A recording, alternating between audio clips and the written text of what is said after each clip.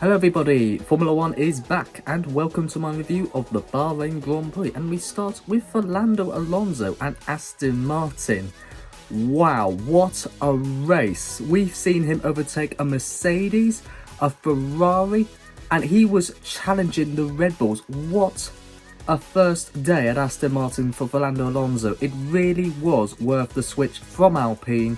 And Alpine, they weren't really good today, but switching to Aston Martin was the best choice. And as for his teammate Lance Stroll, who had 2 broken hands and a broken toe, still did an incredible job as well. It's P6.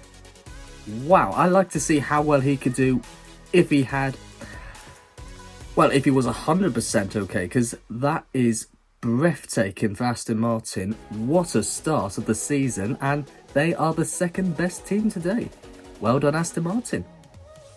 But not everybody had a good race. For example, Oscar Piastri, who had a really bad day. He had a terrible qualifying. In the race, they started to change the steering wheel when he got to the pits, but the cars, for some reason, didn't restart, and it's been a miserable day for McLaren. Even for Lando Norris, he had technical problems as well, but he still kept going.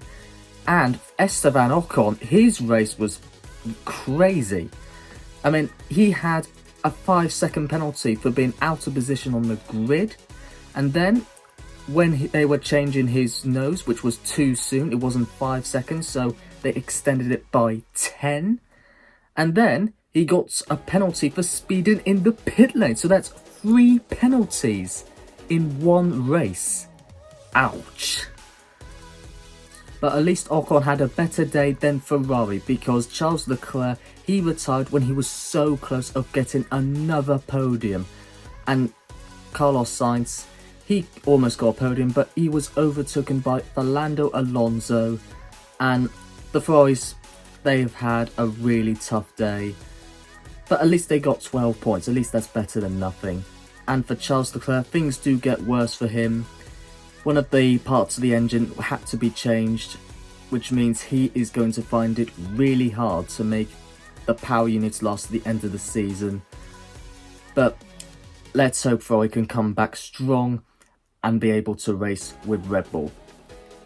And the race winner is Max Verstappen for the 36th time in Formula 1. Then it's his teammate Sergio Perez and Fernando Alonso, who scores his 99th podium in Formula 1 and his first for Aston Martin, and his third in the last 9 years. And that's it for my review of the Grand Prix. So what will happen next time? Will someone be able to beat Max Verstappen?